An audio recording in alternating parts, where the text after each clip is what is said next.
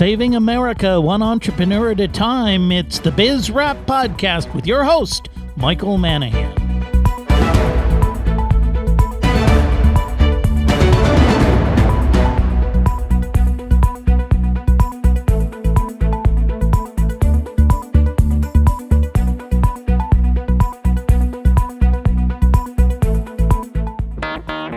It's Biz Wrap Radio, the show that celebrates entrepreneurs and small business with your host, small businessman, educator, and author, Michael Manahan.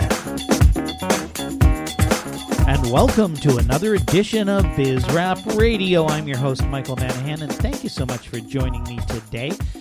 If you are new to Biz Wrap Radio, we are the show all about entrepreneurs and small business people. Yes, we're here trying to help you, the small business people of America, do what you need to do, which is run your businesses, make profits, create jobs, and help fuel this crazy economy of ours. You know, I've been reading some statistics on a recovery from our last recession. This is about the worst recovery we've ever had since way back in the times of the Great Deal and Franklin Delano Roosevelt. And, you know, you wonder why that is. Why is it that this recession, why our rebound has not been as robust as rebounds in the past? And you probably read a lot of different viewpoints on that. There's some people who think that, well, you know, the problem is the government. They should have spent 10 times as much money trying to jumpstart the economy. But I'm really not so sure that's accurate. I have my own philosophy, and I think one of the problems we have is access to capital. Small businesses need capital. They need capital to grow. They need capital to invest. And when the capital markets choke off small businesses, you don't have as great a recovery, because at the end of the day, if you do an analysis of jobs in the United States of America, most people work for small businesses, and most new jobs are created by small business. Yes, that's right. It's not General Motors and Hewlett-Packard and these big corporations that are creating all the new jobs. In fact, those big corporations are doing the exact opposite. All you have to do is look in the Wall Street Journal, and you see this company here just axed 10,000 people, and that company over there just axed 20,000 people. And one of the things I'm always curious about when they have these purges in these big corporations, why do they never purge the guys at the top? It's always the guys in the boardroom realize they've screwed up big time, lost a whole bunch of money, their investments haven't paid off, their growth strategies haven't paid off, and they look around at themselves while they're drinking their high-priced cognac in the boardroom, and they say, well, you know, the solution, Bob, is we need to can 20,000 of these workers. What about they can themselves? Wouldn't we be better off if a little more of that happened? But it doesn't seem to. Anyway, it is the small business of people of America that create the economy that we need in the United States. And so we need you as small business people doing what you do. You need to go out there. You need to make a profit. Yeah, you know, that profit, it's not really a dirty word as much as some folks in government would like to have you think. You need to make a profit, and you need to take that profit. You need to reinvest it in your business. You need to take care of your employees. You need to take care of your family. And you need to do what so many small business people I meet do, which is take care of your community. And I love to see small business people and entrepreneurs involved in their local community. And that's what makes America the country it is. But over the last 30 years, our government has done just about everything. Oh, by the way, the government, in collusion with the big banks, have done just about everything it can do to cut off, strangle the flow of capital to small businesses. And, you know, remember way back in 2012, they passed the Jobs Act, which was supposed to, a miracle, we're going to have this crowd funding. Well, it's now 2017, and those rules and regulations are still really kind of murky, and that whole idea of raising capital from a crowd or a group is, while it's getting there, it still isn't what we need. So anyway, you just have to struggle. You got to keep up the good fight, get your business moving. But something that all small business people and all entrepreneurs I meet struggle with almost universally is the idea of time management. Entrepreneurs often do not have the resources that big corporations have.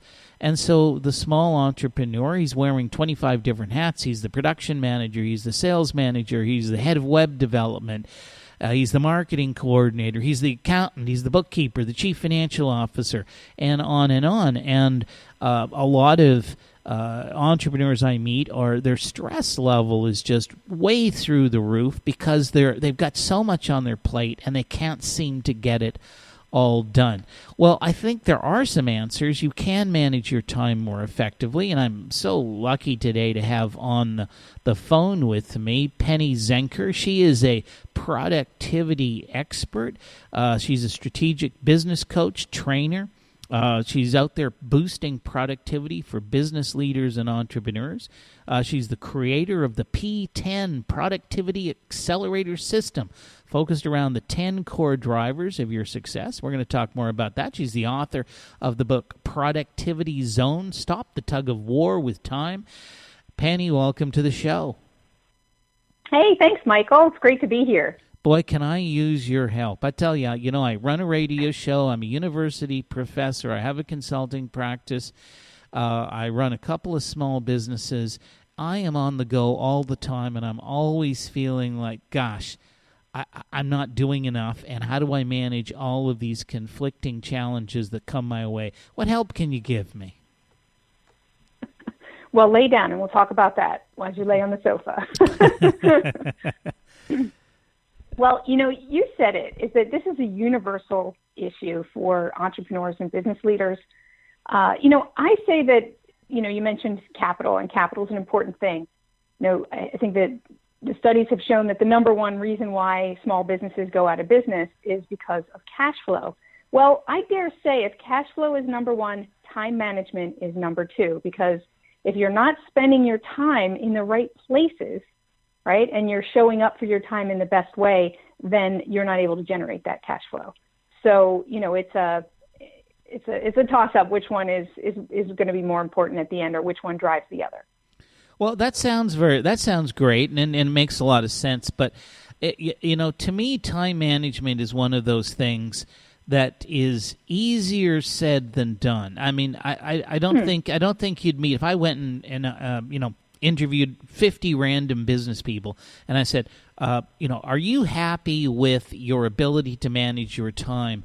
I don't know, maybe 48 would say no. They recognize there's a problem, but it's the how-tos. Okay, so what do we do now? We recognize the problem. How do we fix it? Right. Well, there's a couple different aspects that go along with this. You said you're feeling like you're not doing enough, right? Yes. So that's one of the stresses is what is enough, right? And it depends on, if you were spending it in the right areas that were driving your goals forward, then maybe you could stop for a minute and recognize the progress that you've made. So one of our greatest challenges is not just the skills, but the mindset aspect, right? And being disciplined to stop every once in a while and get some perspective on, okay, what is it that I'm doing? Does this all make sense? And stopping ourselves when we recognize that we're caught in a rabbit hole or doing something that we shouldn't be doing, and kind of, as you said, a robust rebound from the economy. Well, we need to do that on a regular basis as well, is when we realize that we're what I call out of the productivity zone. We need to understand how we can quickly, and what goes into quickly rebounding so that we're back in the zone. Okay, so can you give me an example? I mean, again, this sounds like great stuff, but how do I do the mechanics of it? What do I need to look at? What do I actually need to do? Well, so let's start with let me start at a high level, and then we'll go into a little bit more detail. But let me describe what I call the productivity zone in the framework.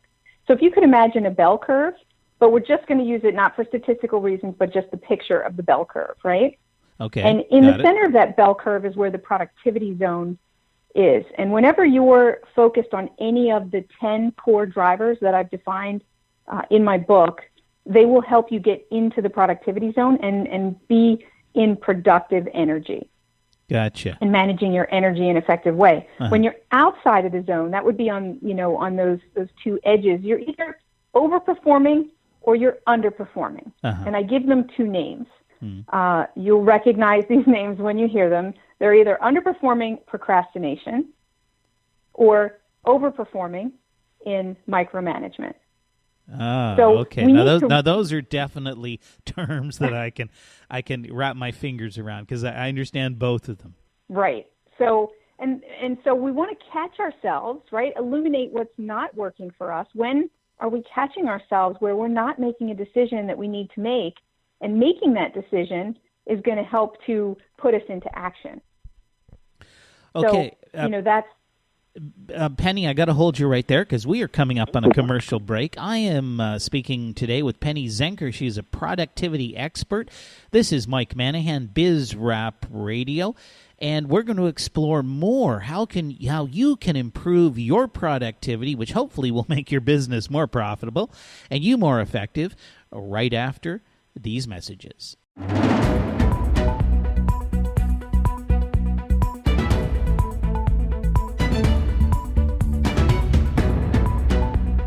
And welcome back to Biz Rap Radio. Thanks for sticking with us over the commercial break. This is Mike Manahan, your host. And once again, thank you very much for listening to the show today. We are speaking with Penny Zenker today. She's a productivity expert. Now, let's get back to Penny. Again, it's Penny Zenker. She is a productivity expert, strategic business coach and trainer, and she's helping her clients and customers boost their productivity. Again, Penny, once again, thanks for joining me on the show today. Thanks, Mike. Okay, so just before we went to break, we were talking about, I think it was procrastination on the one side and micromanagement on the other side. So take it away, continue the conversation. Yeah, so, most people out there can relate. When we have so many, like you said, as entrepreneurs, we wear so many hats. And so it's easy to quickly get overwhelmed. And it's that state of overwhelm that creates us to go in one of those categories, right? So to either procrastinate and shut down entirely and say, I can't do this. And, or on the other side is just to overwork something because it's not perfect. It's not ready. It's not enough. And so what I was saying before the break is that we need to recognize when we're not in the zone where we are. And so that's what's going to help us to rebound quickly.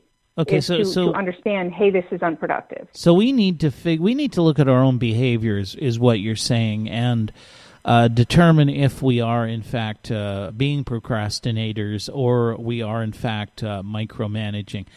But how do you do that? Because I'll give you a little bit about my experience. I work with a lot of companies that they're what I call on the cusp of moving from an entrepreneurial owned venture into a business that needs to be a little more structured and where the organization is designed for growth. And I've got a company I'm working with right now.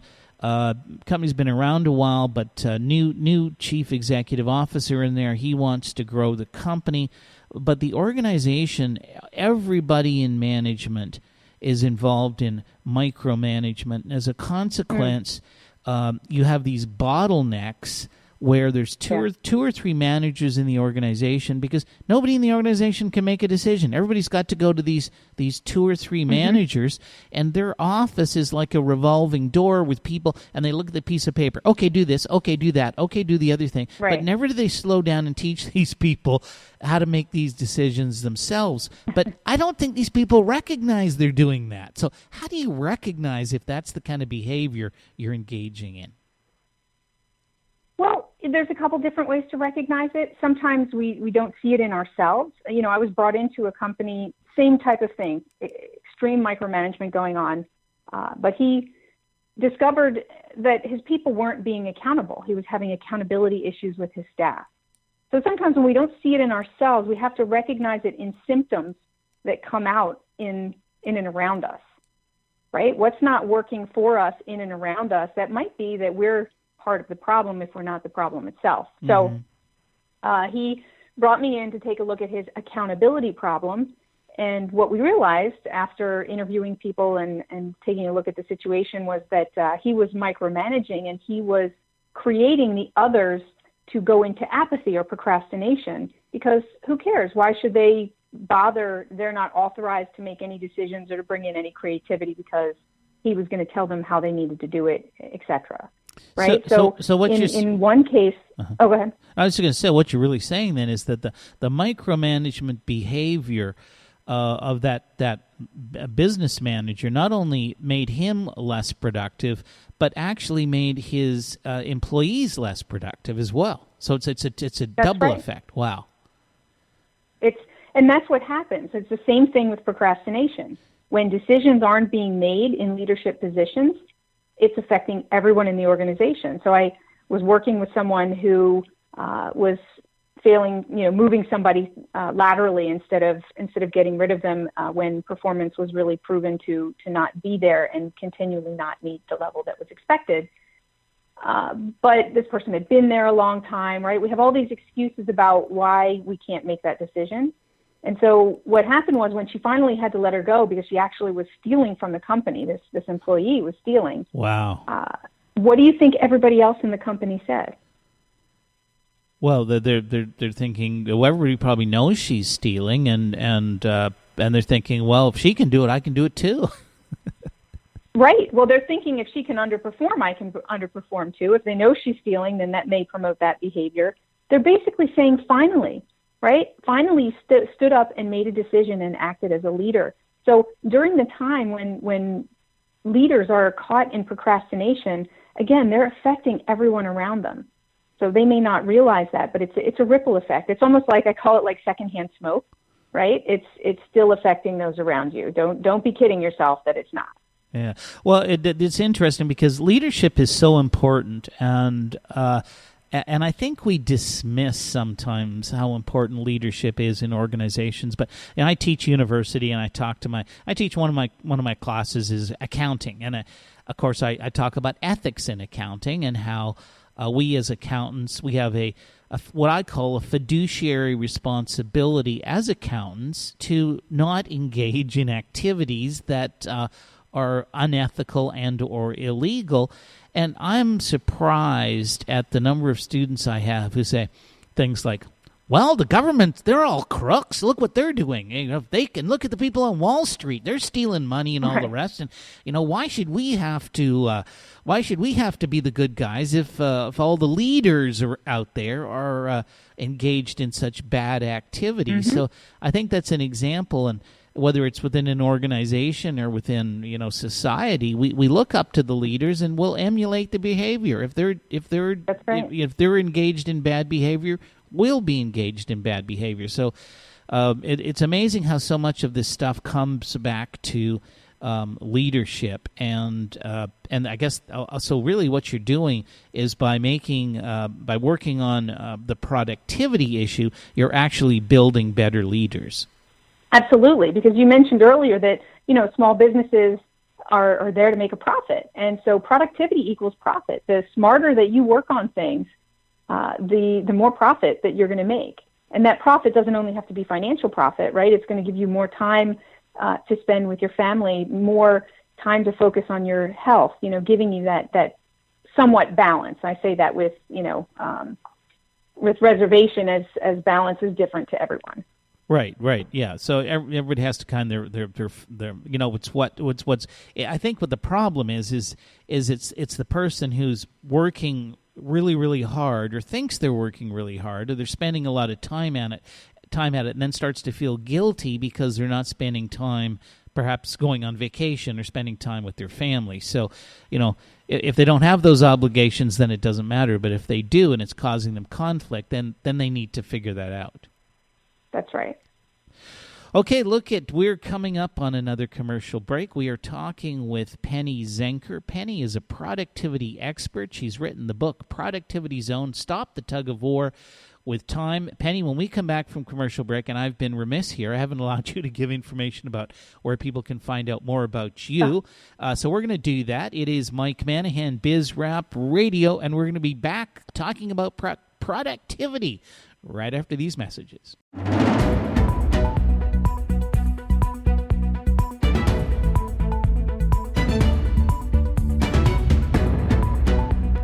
And welcome back to Biz Rap Radio. It's your host, Michael Manahan. Thank you for joining us today. I'm talking so quickly because I'm excited. I'm excited about today's conversation. I have on the line with me today Penny Zenker. Penny is a productivity expert. And as I've been talking with Penny, I've really been reflecting on my own activity and the lack of effectiveness that I have as an individual who runs businesses, is a professor, runs a radio show, and how I am not as productive as I would like to be. And I just had this reflection, and one of my problems is that I think I'm so busy being busy, I don't have time, or I don't make the time to sit down and reflect and think about whether or not I'm as productive as I could be. And it's right. And so, Penny, it's amazing. All of a sudden, just sitting here talking to you, and of course, I have to listen to what you're saying. My mind is just spinning and saying, why am I not spending more time focusing on this issue? And so, any suggestions for how I do that? Absolutely. I think you just made a core point that most business owners find themselves in, is that being busy is not necessarily being productive. It's not to say that there aren't pockets of productivity, right? But as you said, you need to also take a step back and evaluate, how things are going. That may need to be, daily, that may need to be weekly, right? You may evaluate different things at different intervals to really see, are you focused on the right things, the things that make a difference, that move you forward? And where, are these behaviors that are getting in the way, and that's important to plan time for that. So you mentioned something about how do I handle that? Well, that's why I kind of created these 10 core drivers, and I created a productivity assessment, because that when you go in and assess yourself, it gives you that time to say, where am I now and what's my gap?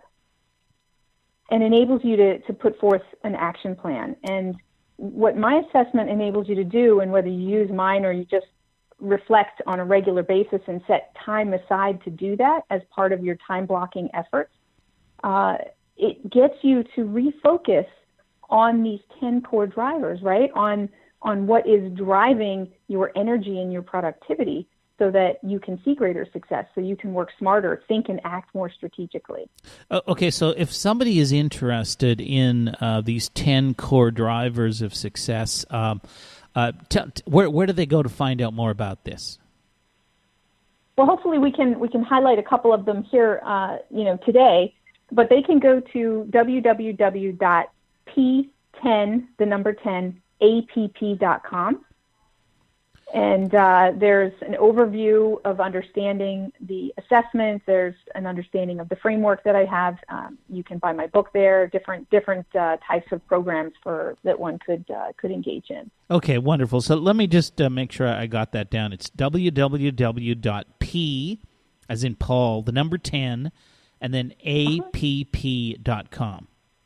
Correct. Okay, fantastic. So if you're listening today, you're interested in improving your productivity, definitely go check out Penny's website. And keep listening, because Penny, you just mentioned you're going to share some of these ideas with us right here. So go ahead, let's hear it. Absolutely. Well, let's look at the first 4 drivers, and the reason why I've broken them out into categories. So we need to understand that first we need to work on our psychology. Then once we have our psychology, because that's where, believe it or not, that's where our biggest time wasters are in our own behaviors, our own psychology, just like we were talking about.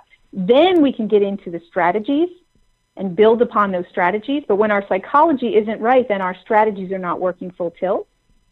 And then lastly, how do we make that sustainable? So they're in 3 categories to understand them, the 10 drivers. And I'd like to talk about the first 4, which is the psychology. And that is because if we highlight any of these drivers, these 4 or all 10, that's what's going to help you get from that unproductive state outside of the zone, whether in procrastination or perfectionism, and get into the zone. Okay. So number 1 is motivation. It's purpose. How do you tap in and understand how to tap into that motivation for yourself and for others, because there's such power in that. You've heard maybe Simon Sinek. Are you familiar with Simon Sinek's about his getting to understanding leading from the why? I actually have not heard of that, but so give that once again in case somebody listening wants to write that down. Simon Sinek, and it's leading from your why. Okay. I think that's the title, or it's something like that. If you look up Simon Sinek, you'll see. And he has a framework about how the best companies, the ones that engage their employees, especially today with the millennials and how purpose-driven millennials are, is that you have to help people to tap regularly into their why, into why this matters. Gotcha. And so, Apple connecting with people through identity of innovation, right? It matters to create innovation. Or, Zappos in the area of customer service first, right? It's not about the product as much as it is about connecting with people. Mm-hmm.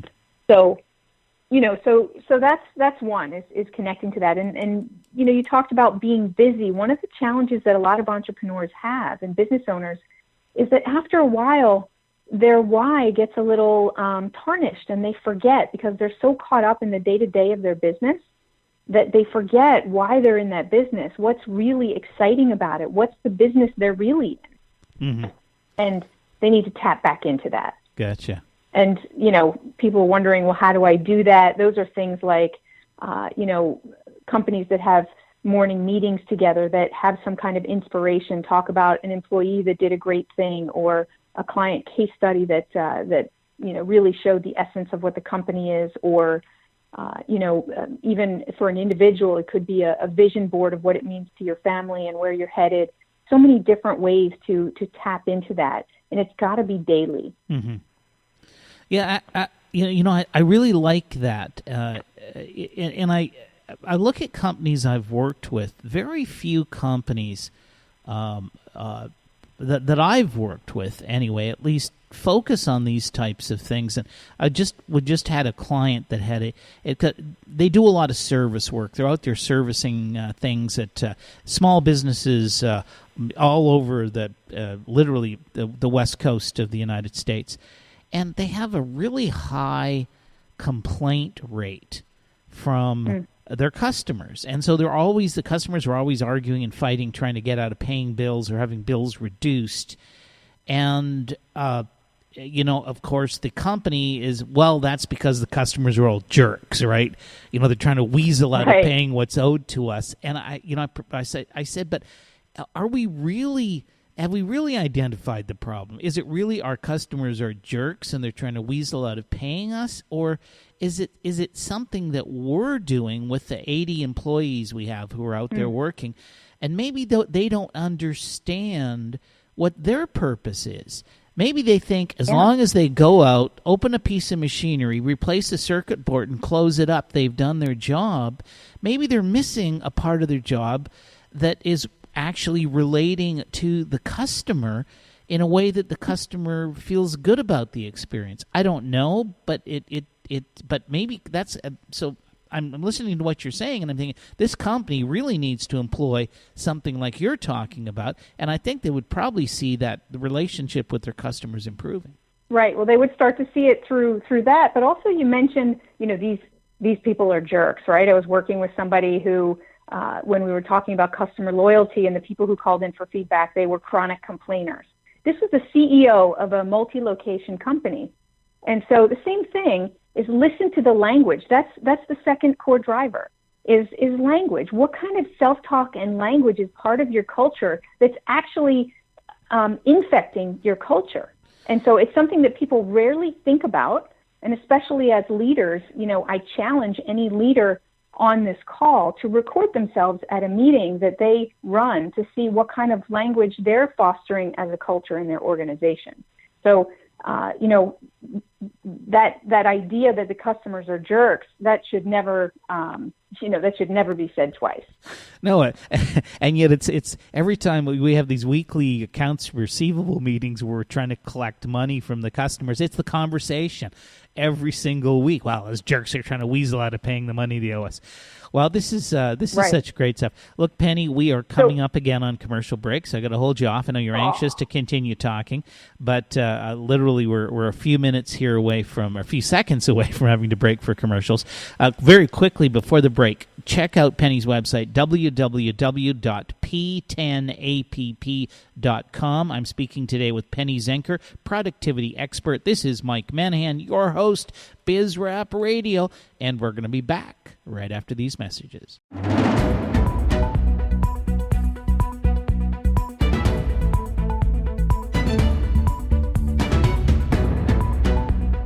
Welcome back to BizRap Radio. Thanks for sticking with us today. And I am on the phone today with Penny Zenker. Penny is the author of Productivity Zone, Stop the Tug of War with Time. She is a productivity expert, and she has been sharing with us today ideas and strategies that we can use to improve productivity, and in addition to that, do a better job of managing our time. And once again, Penny, thank you so much for being on the show today.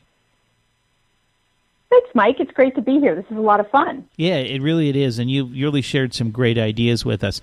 So continue. You talked about motivation and purpose. You talked about language, the language you use. But you mentioned there's a few other things that you thought you can highlight for us, so fire away. There are.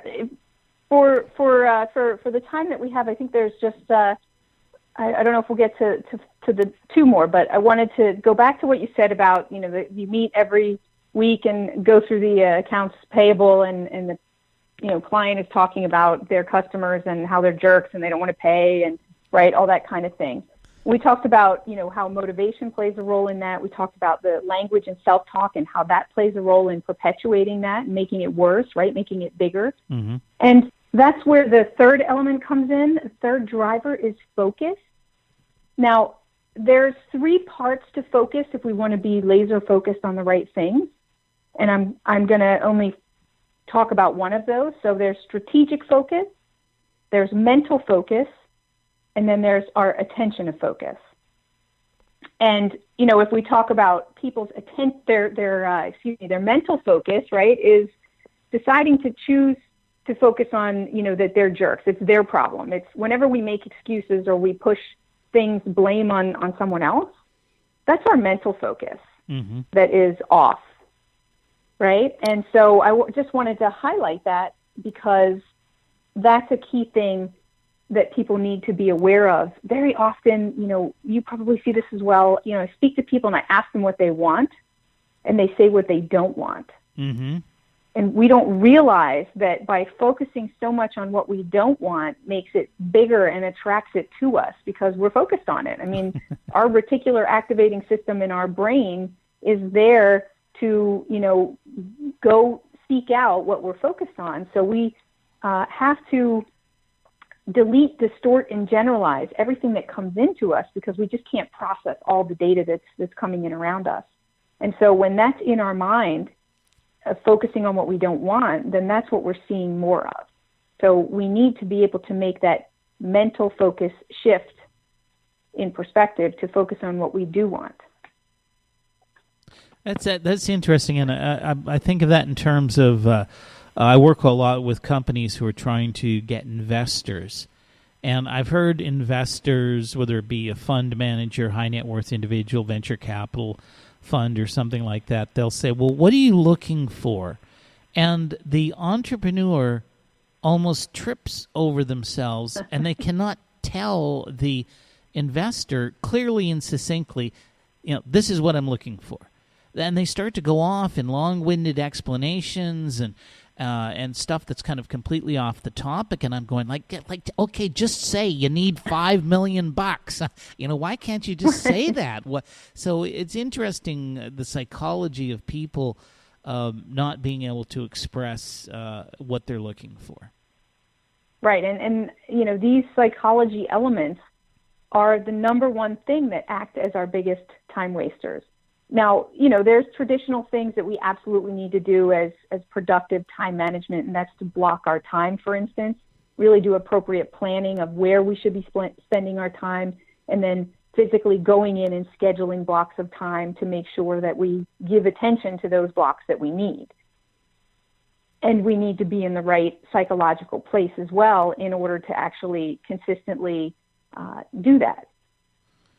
Now, are you? I don't want to take away the time we've got left, but very quickly, what is your opinion about time management systems? Like, as an example, I use a database where I collect all of my contacts, and it's combined with a calendar, and to the degree possible, I'm try to be very strict about going in and entering every meeting, every phone call, every block of time that I'm going to work on a project into that calendar, so to keep myself organized. Are you a believer in those kind of systems? Absolutely.